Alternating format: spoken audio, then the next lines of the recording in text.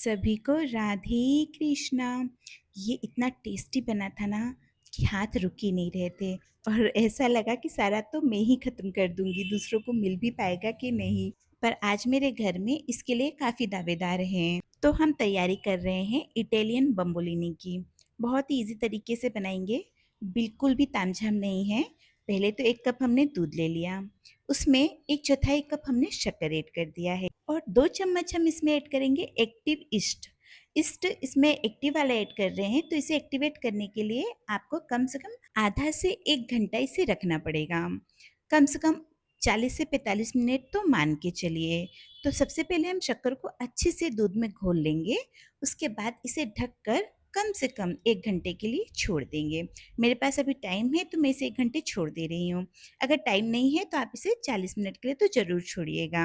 वैसे तो बम्बोलिनी डोनट जैसे ही होते हैं, बस इसमें बीच में होल नहीं होता है और इसके अंदर चॉकलेट भरी जाती है, जबकि डोनट में बाहर से चॉकलेट लगाई जाती है। और आप देख सकते हैं 1 घंटे में हमारा जो एक्टिव ईस्ट था अच्छे से फूल गए हैं। अब हम इसमें ऐड करेंगे मैदा। मैं यहाँ पर 2 से ढाई कप मैदा ऐड कर रही हूँ, क्योंकि हमने 1 कप दूध लिया था 250 ml, तो उसमें हम कम से कम 2 कप मैदा ज़रूर ऐड करेंगे, तभी ये अच्छे से बन पाएगा। अब इसमें हम 2 चुटकी नमक ऐड करेंगे और 1 चम्मच भरकर वेनिला एसेंस ऐड करेंगे। अब इन सभी चीज़ों को अच्छे से पहले तो चम्मच से आप मिक्स कर लीजिए, उसके बाद आप हाथों का सहारा ले लीजिए। हाथों से इसे पहले तो अच्छे से मिक्स कर लीजिए, कुछ इस तरीके से। अब जब सभी चीज़ें मिक्स हो गई हैं, तब हम इसमें ऐड कर रहे हैं 40 ग्राम के करीब मक्खन। मक्खन आप पिघला हुआ भी ले सकते हैं, इस तरीके से भी ऐड कर सकते हैं। मक्खन नहीं ऐड करना चाहते हैं तो आप ऑयल भी ऐड कर सकते हैं। मक्खन मैंने थोड़ा-सा जमा हुआ लिया था, तो मुझे हाथों से इसे फोड़ना पड़ रहा है, तो फोड़ते हुए मैं अच्छे से इसे मिक्स कर रही हूँ, आप देख सकते हैं। अच्छे से इसे मिक्स करने के बाद ढककर आप कम से कम 10-15 मिनट के लिए छोड़ दीजिए। ज़्यादा नहीं छोड़ना है, बस 10-15 मिनट के लिए। आप पाएँगे कि ये बहुत अच्छे से फूल गया है, ये देखिए। आप देख सकते हैं अच्छा स्पंजी हो गया है। तो अब हम इसे हाथों से फोड़ते हुए अच्छे से मसल लेंगे।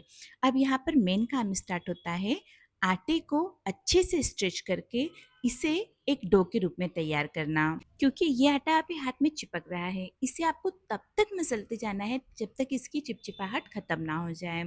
तो इसके लिए आप थोड़ा बहुत सूखा मैदा भी ऐड कर सकते हैं अगर ये ज़्यादा चिपक रहा है आपके हाथ में, या थोड़ा ऑयल भी लगा सकते हैं आप अपने हाथों में और थोड़ा सा डो में भी लगा सकते हैं। और बस इसी तरह आप इसे मसलते रहिए और इसमें हमें कम से कम 20 से 25 मिनट लग जाएंगे। सच में लग जाता है इतना टाइम। ये चीज़ मैंने आपको क्लियर बता दी है, क्योंकि जितना अच्छा डो तैयार होगा उतने ही अच्छे स्पॉन्जी और सॉफ्ट हमारे बम्बोलिनी तैयार होंगे। तो आप देख सकते हैं काफ़ी टाइम हो गया मुझे इसे स्ट्रेच करते हुए और हमारा डो भी बहुत अच्छा तैयार हुआ है, ये देखिए आप देख सकते हैं।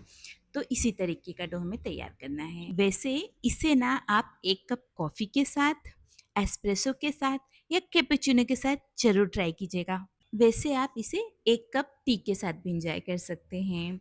अब जो हमने डो तैयार किया था ना, इसे हम 8 पार्ट में डिवाइड कर लेंगे, कुछ इस तरीके से। आपके पास अगर पिज़्ज़ा कटर है तो आप उसका भी यूज़ कर सकते हो। और जिस तरीके से मैं डिवाइड कर रही हूँ, अगर आप उस तरीके से डिवाइड करेंगे तो इक्वल पार्ट्स में ये डिवाइड हो जाएंगे। और जिस मेथड या क्वांटिटी में मैं आपको बता रही हूँ ना, सच मानिए इतना इजी तरीका है ना कि इसे कोई भी बना सकता है, कोई भी मतलब कोई भी बना सकता है। बच्चे भी देखकर इसे आराम से बना सकते हैं। और अब हम लेंगे बेकिंग पेपर, या आपके पास सिंपल रैपिंग पेपर है ना, तो आप वो भी ले सकते हैं। अब हम एक पार्ट लेंगे डो का और इसे उंगलियों की सहायता से पीछे की तरफ अच्छे से स्टक करते जाएंगे, कुछ इस तरीके से आप देख सकते हैं। मतलब जो आगे के पोर्शन है उसको आप पीछे की तरफ ले जाकर एक दूसरे के साथ मिला दीजिए और आप पाएंगे हमारे पास एक छोटी सी लोई बनकर तैयार हो गई है। इसे हम बेकिंग पेपर पर रख देंगे, या आप बोल सकते हैं रैपिंग पेपर पर रख देंगे। अब दूसरा डो भी हम इसी तरीके से तैयार कर लेंगे और इसे एक दूसरे से थोड़ी दूरी पे रखेंगे, बहुत पास नहीं रखना है।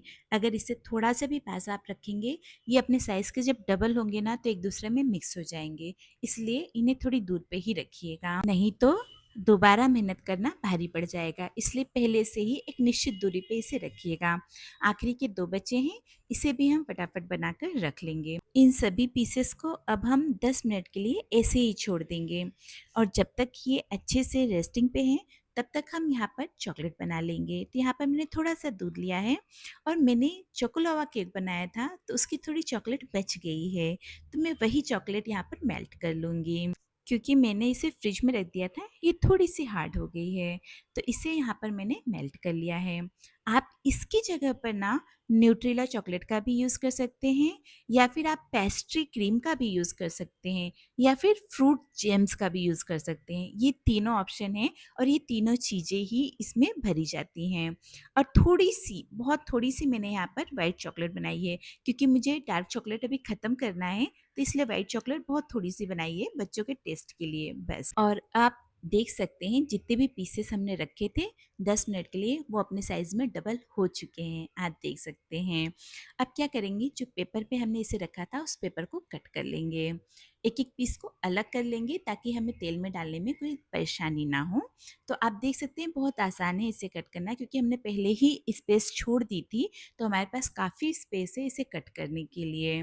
तो आठों पीसेस को हम इसी तरीके से कट कर कर अलग कर लेंगे और अगर आपको लग रहा है कि बेकिंग पेपर ज़्यादा इधर-उधर है तो उसे भी कट करके निकाल दीजिए। इससे क्या होगा, जो पीसेस हैं उसके आसपास बटर पेपर बहुत कम रहेगा जिससे कि हमें आसानी होगी।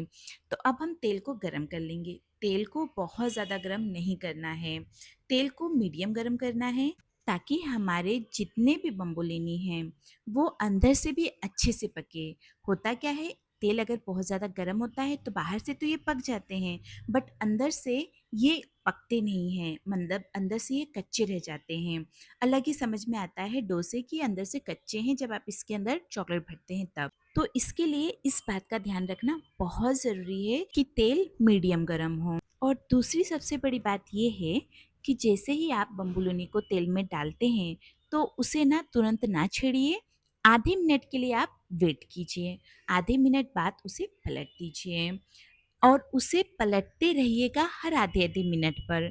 इससे क्या होगा, ये अंदर से भी अच्छे से पकेंगी, अच्छे से फूल पाएँगी और स्पॉन्जी हो पाएँगी। तो इस प्रोसेस को ज़रूर ध्यान रखिएगा कि इसे हर बार हमें पलटते रहना है और इसमें ज़्यादा टाइम भी नहीं लगता है बट मीडियम फ्लेम पर इसे कम से कम 2 मिनट के तो आपको पकाना ही है ताकि ये अंदर से कच्चे बिल्कुल ना रहें।